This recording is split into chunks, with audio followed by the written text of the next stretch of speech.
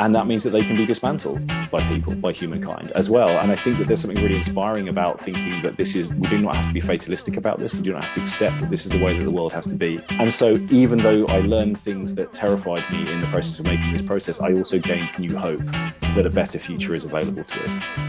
That's the voice of Mike Brett, award-winning director and the co-creator of On the Morning You Wake.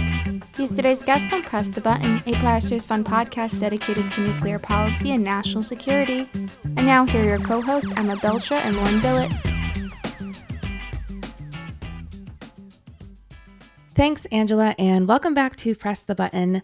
So Tom is taking some time to enjoy the beautiful things in life, like family and fun, for the next 2 weeks, though I do resent myself for implying that I'm no fun.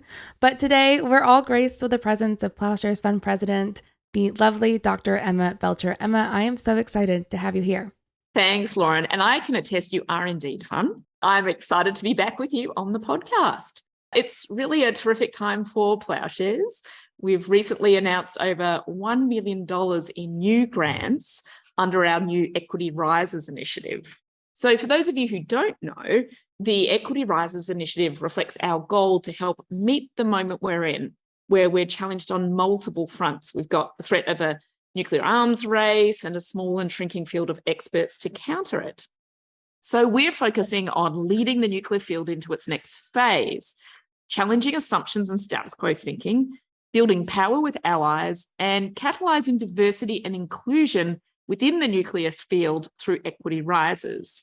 Through these grants at Plowshares, we're aiming to foster a community of advocates, activists, researchers, and creative thinkers who can effect change to reduce nuclear threats and ultimately eliminate the threats posed by nuclear weapons. Yes, this is very exciting for us. I am so proud to work at Plowshares Fund and with coworkers who actively seek to diversify and broaden this field and keep us all safe. So thanks to you for your leadership, Emma. Thanks to our entire staff, especially our programs team, including Cara Marie Wagner, the Equity Rises co-lead. And of course, congratulations to all of the grantees. In other Plowshares-related news, we are pleased to be supporting the Cranes for Our Future campaign again this year, hosted by the Nuclear Threat Initiative. Join the community-wide campaign to support a world without nuclear weapons by pledging to fold paper cranes and share them online, along with others around the world between August 5th and 9th. For more information on how to get involved in this campaign, check out their website, cranesforourfuture.org. So Emma, you have been pretty busy lately. I heard there was even a trip to Aspen in your July schedule. How was that? Yes, Lauren, I was a guest speaker at the Aspen Security Forum just a few weeks ago. It was terrific to catch up with old colleagues I hadn't seen in a few years because of the pandemic and meet new ones, all in a really beautiful setting. I was on a panel with Rose Gottemoeller, former Deputy Secretary General of NATO and Undersecretary for Arms Control and International Security at the State Department. We talked about the moment we're in and Putin's nuclear blackmail and the future of arms control. There were other really interesting panels, and notably the head of MI6, Richard Moore, said he didn't think Iran's supreme leader wants a return to the JCPOA, which is particularly concerning for us because we do think diplomacy and a return to the deal is the best way to deal with the nuclear crisis. Another fascinating panel focused on how to train people to be innovative and solve for the challenges that are to come. And the teaser is that they engage in a lot of science fiction writing. And of course, there was lots of discussion about Russia and Ukraine from leading experts. So go check them out. All of the panels are available on the Aspen Security Forum website. So Lauren, what do you have for us this week on Early Warning? This week, Alex Hall sat down with Jessica Drun, a non-resident fellow in the Atlantic Council's Global China Hub, to discuss House Speaker Nancy Pelosi's expected visit to Taiwan and the contentious nature surrounding it. And then Tom Collina spoke with Mike Brett, award-winning director and co-creator of On the Morning You Wake, which uses innovative documentary storytelling and virtual production techniques to recreate the experiences of people who lived through the Hawaii missile alert, which thankfully turned out to be false. But for 38 minutes, they had to react and make impossible decisions in the face of nuclear violence. This one's the first interview in a 3-part series, so please stay tuned. And if you like what you hear, remember to hit subscribe and leave us a rating. Your feedback helps us to improve the show. And with that, let's get into today's episode. The clock is ticking. And now, early warning, early warning, early warning, early warning. A 7-minute synopsis of this week's nuclear news. Thank you, Jacqueline.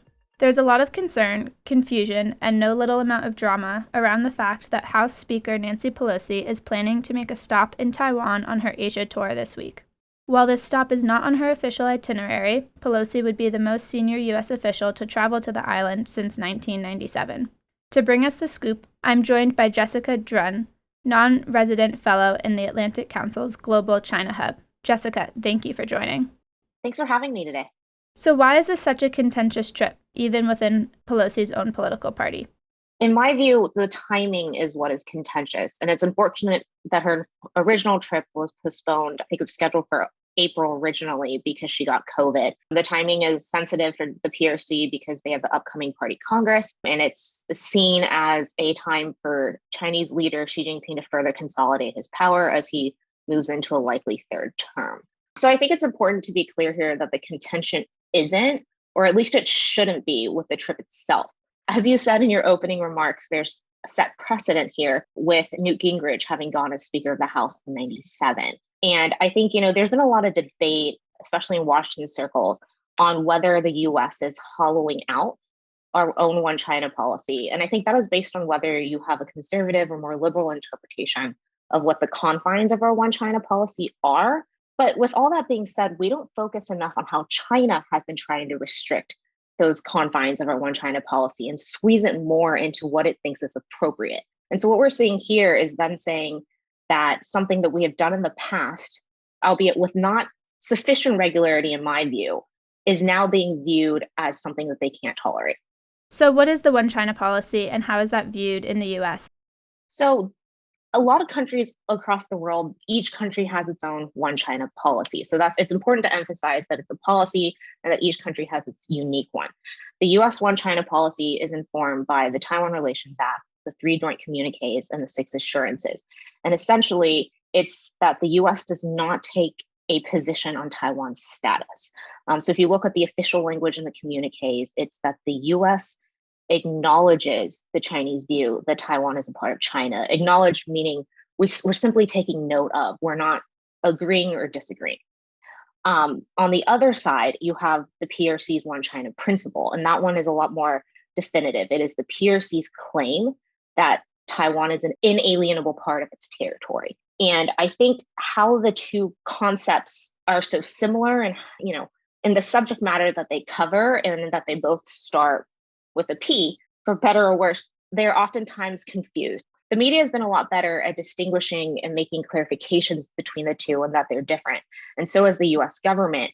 But the PRC has been successful in the past of conflating the two. So you'll see in official statements from party media that they'll say things such as Washington has violated the one China principle, suggesting that we had agreed to it and we have not. But then they'll also say, in the same breath, Washington has violated its own one China policy. And so they're essentially trying to paint it as one and the same to dilute what our one China policy is and to kind of limit our space for action by controlling the narrative. And how is Taiwan viewing all of this?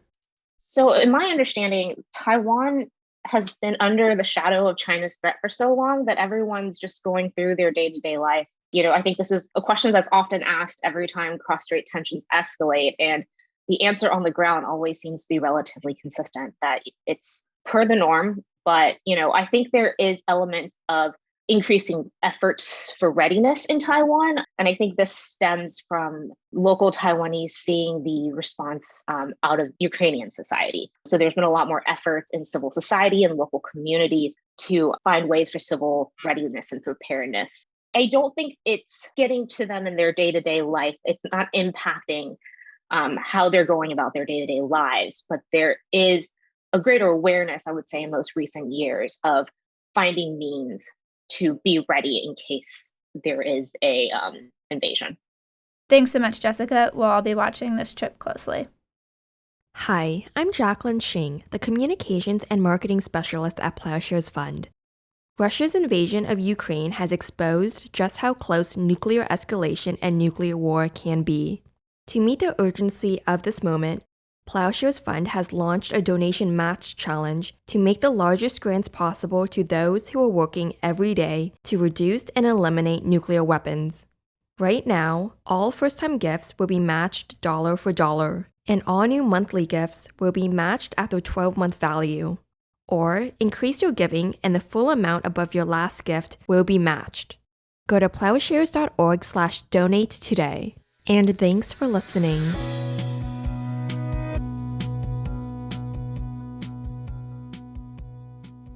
On a Saturday morning in 2018, in the midst of rising nuclear tensions between former President Donald Trump and North Korea, Hawaii residents got an emergency alert on their cell phones that ballistic missiles were headed towards the islands.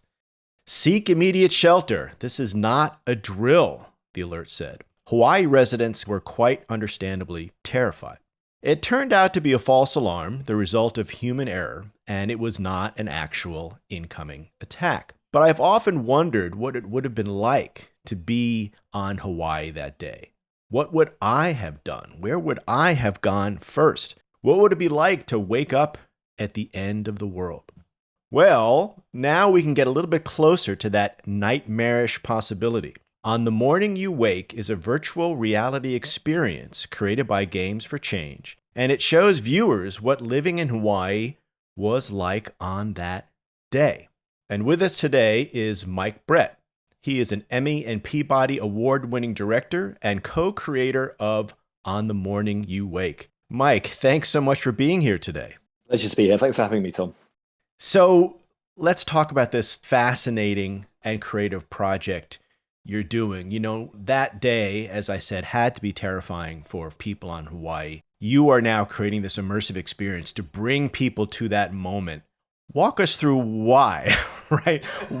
Why do you want to share this terrifying experience with more people? What was the inspiration for this creation, and what are you hoping to achieve?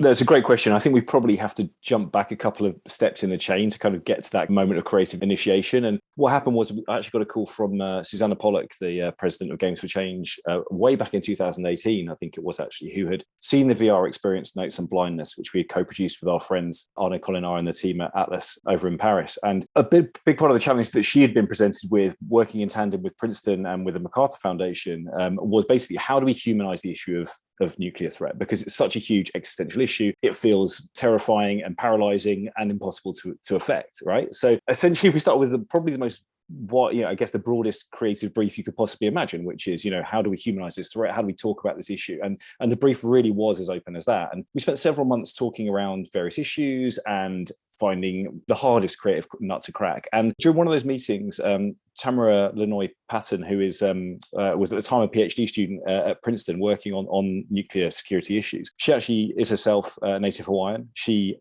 remembers the day in Hawaii when that text message went out, because she was studying in the Princeton library and started receiving dozens and dozens of text messages from friends and family on the island saying, what do we do? And I think for her, she described it as this incredibly clarifying moment where someone who knows so much about the issue in a sort of book smart way, in a sort of a theoretical way, was being faced with the dread reality of friends and family receiving that message and understanding that her home was under threat. And I think what Tamara did was instantly open a portal into a personal understanding of this issue, and how walking in the shoes of those folks who did get that text message for even a brief period of time, because of course we know that after 38 minutes a second text message was sent out retracting the threat, that moment changed people forever. And I think one of our contributors, Cynthia Lazaroff, puts it brilliantly when she kind of says, nothing happened but everything changed. So I think that was very much what we loved about this kind of conception. It reminded us a little bit of the Dickens' A Christmas Carol, right? Where Scrooge is visited by the ghosts of Christmas past, present, and future. And it felt very much like we could allow people to experience these different alternative presents, alternative futures, and come to a different conception of how they wanted the world to look in terms of nuclear security. So I guess that was a kind of creative conception. And when you have a conception like that, what better medium to use than virtual reality? Wonderful, wonderful. So obviously we can't show this experience on a podcast. I have not seen this experience yet, but please walk us through what the viewer would experience if they get to watch this. From an art direction point of view, from a visual an emotional point of view. So where you actually start, first of all, you're introduced with the incredible words of our co-writer, Jamaica Hioli Melekalani Osorio herself, who is a native Hawaiian poet, activist, scholar, who wrote this incredible poem, which gives its name to the experience, On the Morning You Wake to the End of the World. And it's her words which draw us into this experience, which try to contextualize these events in the broader history of military and colonial occupation in the Pacific. And thereafter, we find ourselves standing on a beach in Hawaii, in Lanikai Beach in Hawaii. And it's at this point, we're very much in a sort of photorealistic environment where it seems like a normal day. The sun is rising. It's a stunningly beautiful sunrise, which makes it all the more memorable for so many people who experienced it. And just as that scene is ending, Jamaica receives a text message and we cut out that scene, and we move to someone else and they receive a text message and we cut out that scene. And what we understand is that momentum is building across the island, that all these people are receiving these text messages. But then crucially, what happens is, as we're standing on a balcony overlooking the mountains, our own controller goes off and we receive a text message. We are within the experience and we receive the same text message that we understand that all these people have received. And at this point, the environment starts to disintegrate into what we call a kind of point cloud art direction. It's almost like dots, particles of light making up the physical environment in which we live. And at this point, we also find that the characters around us, they also start to become translucent. They become semi-opaque. And the idea is that we're entering this kind of liminal moment, this liminal space, almost a space where we do not know what is about to happen. Is this going to be a civilization-ending event, or is it, as it turns out, to be a false alarm? And so we're kind of living in this liminal space where we don't know what's going to happen. We are waiting for the worst. And what we ask people to do in that space is to listen to the testimonies of people who experienced it firsthand, to walk in their shoes, and to take that away with them and hopefully change their perspective on the issue of nuclear security. Fascinating. Well, I can't wait to see it. Now, give us a sense of why you chose virtual reality as the platform for this, right? I can imagine this being a video and website. I can imagine this being a movie. I can imagine this being a documentary, so many things. Why VR? A great question. And look, I'm going to come out and say I've only made 2 VR experiences, Notes on Blindness and this one. And it's not something that we do day in, day out. And I think one of the reasons for that is because I think we've never thought, as some people I think do, that, it's a kind of novelty format for some people. It feels like a kind of like, let's do it because it's new, why the heck not? But for us, it felt like the absolute epitome.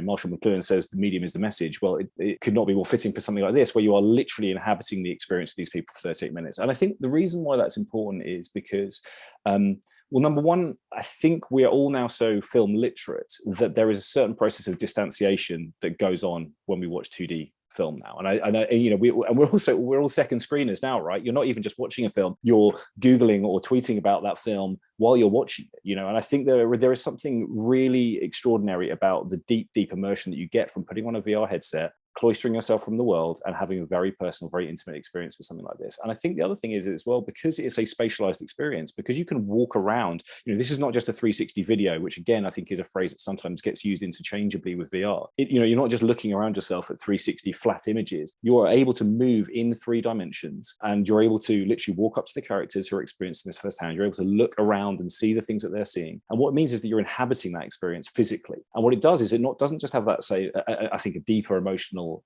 hit with you, but I think also you actually have a physical response to it in a way that I think, and this is not, by the way, I work in 2D media a lot and I love traditional film formats as well, but it just felt to us that there was something really transcendental about the VR format for a story like this. Now, you're kind of getting into this now, but can you take us a little bit behind the scenes and tell us how you put this together? How did you actually make it? The thing I'm happiest about, and which I think was the sort of fundamental core of this project, was the conversations that we had with the witnesses on the ground who experienced the events of that day at the time, and also those who had incredible insight around the issue of nuclear security. So basically, we spent nearly 18 months speaking to people, talking to people, a very old-fashioned traditional documentary sort of process, which again, we used on Notes and Blindness and used on many documentaries in the past, where it was all about gathering meaningful testimonies and then weaving those testimonies into a narrative that we felt held together as a 3-act structure. So over the course of 18 months, we not only spoke to some extraordinary contributors on the islands, many off the islands, many people like, for example, Daniel Ellsberg, who, as you know, has written The Doomsday Machine, who has written some extraordinary insight into the nuclear threat that we face from his experience. We spoke to Ray Atchison herself, from WILP, who has done some extraordinary work in this space as well, author of Banning the Bomb, Smashing the Patriarchy. And I think what was, but for us, there's one conversation that stands out for me that still kind of makes the hair on the back of my neck stand up when I think about it, which was I spoke to Mitsuko Heidke, who herself was a survivor of the bombing of Hiroshima in 1945 when she was a schoolgirl, and she was living in Oahu in Hawaii when this happened. And she must be the only person on planet Earth who has both firsthand experience of what a nuclear attack would look like and had been warned that another one was heading her way. And in her words, she said, I don't want to survive this. I've seen these things before. And for me, I don't want to survive this attack. And I think that for me was chilling because no one else could offer that perspective, but extraordinarily poignant too. And I think that, to cut a very long story short, the intimacy of those accounts, that audio account, was like was the bedrock of the whole experience. And it was only after we had that absolutely locked that we started to think really more about what the visual interpretation of that would be. So we always started from a position of wanting to create environments that were based in that point cloud that we talked about, where there's a transition between the sort of the normal world, if you like, and then this kind of netherworld, this liminal space for 38 minutes where you believe that an attack could be imminent. So we always wanted to play with that. And you know, many of your listeners who have far more knowledge than me will balk at the suggestion, but there is this kind of like slight atomic motif to these particles that move around, that bounce around the environment and create this sense of atomic scale, I guess, throughout. And then we use a technique which some people won't be familiar with, called a volumetric capture. It's a really cutting edge technique used basically in a lot of live action capture in VR space. But basically what you do is you shoot in a green screen studio with maybe 120, 140 cameras and also corresponding infrared cameras. And what they do is they map essentially the form of the human actor in front of you, and then they basically lay on top of that the image captured from the camera. And what it generates is a totally photorealistic human rendering in 360 degrees. So there's this whole thing about the uncanny valley, if you've heard about it in video games, which is basically if you encounter a human who is effectively not human in a video game, you instantly lose, all empathy goes, it all disappears. You can't connect with this person on an emotional level. So the use of volumetric capture allowed us to have you looking in the eye, for example, of a 13-year-old girl who's asking you, as their father narrates, am I going to die? I've been told we're going to die. And, those are the moments which really make, I think, an emotional shift in your perception of this issue. So those three kind of core techniques really were what allowed us to create the VR experience as we did. Now, this VR experience, it's out there, it's done, it's complete. You've been showing it. So give us a sense of why now for this project? What kind of responses have you gotten to it? Where have you been? And what's next? Yeah, well, look, we've had an incredible response to it. I think, we were very blessed that Sundance took the first chapter of the experience in January, and we brought it to an audience there, a worldwide audience, because unfortunately, due to the pandemic, as you may know, Sundance moved online. But it was an incredible way to start talking to audiences around the world, and subsequently we had the world premiere of all three chapters at South by Southwest in Austin, Texas, in March. And since then, it really has been a combination of those kind of artistic, sort of creative environments, but also really pleasingly educational and policy environments as well. So we've had presentations at the Nuclear Ban Week in Vienna. We had an installation at the Nobel Peace Center in Oslo, where we know that several hundred school children came through and actually experienced it firsthand and used it as a point of discussion. Interestingly, we are also looking at different methods of delivery for the project, because also what we're aware of is VR in many ways is an incredibly emotional medium for this story, but also it's not always the most accessible, and we kind of are looking at accessibility really as a two-way street, which is how do we use this experience, which has got some fantastic responses and some great reviews and some great profile, to put headsets into environments like schools, like universities, like policy environments, like festivals, where people can maybe experience VR for the first time. So it's very much about how do we increase access to that headset technology. But we're also not ignorant of the fact that people do like to watch 2D media. People can be intimidated by VR as well. So we've actually, by using this video game software, we were able to go into the environment, shoot a 2D version of this, and actually create a broadcast version of this documentary as well. So that has been picked up by Arte France across mainland Europe. It's just been picked up and played on BBC here in the UK. And so what it means is that we can actually hit those mainstream sort of media and reach a much, much wider audience. Although we'd obviously encourage people to use that as a sort of a gateway, if you like, into the world of the VR itself. But finally, we're actually also delivering an entirely audio-based version of this. Accessibility is incredibly important to us. And if you just strip this back to the extraordinary testimony of the people who experienced what happened on that day, 13th of January 2018. And we have a fantastic soundscape by the artist Bobby Krilich as well. The Haxon Cloak is his pseudonym. It's really quite something just as a purely audio experience, and it really means that it's accessible to anyone.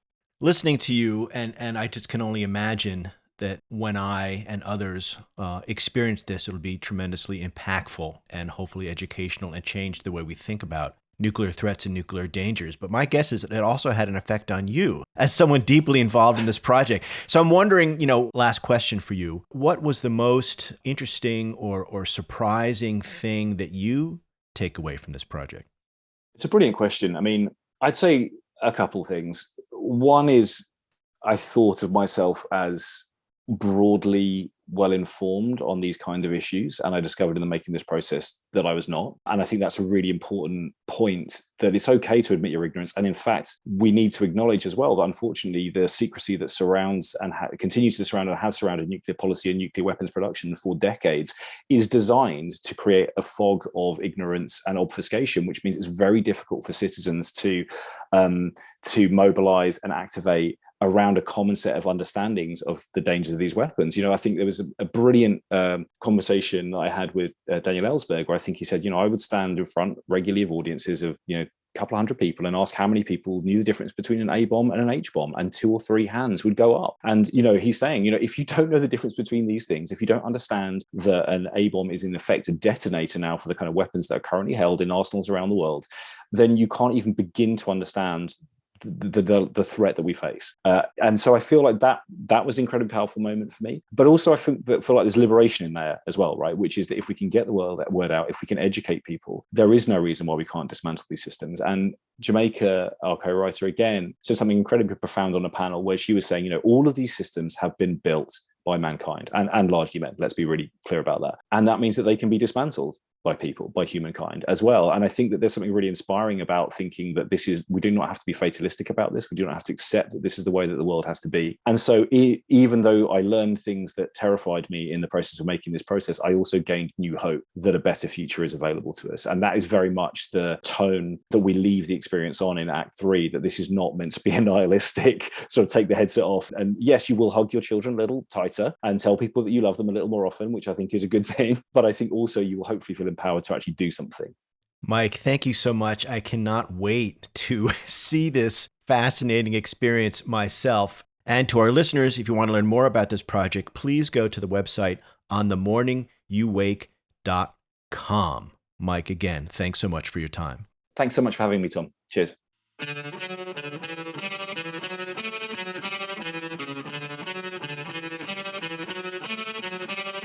Thanks for listening to Press the Button. This podcast is produced and edited in Washington, D.C. by Lauren Billett, Angela Kellett, and Alex Hall. Audio engineering in San Francisco by Jacqueline Shing. Our theme song is by Lyric Spawn and Poets of Rhythm, sampled with kind permission.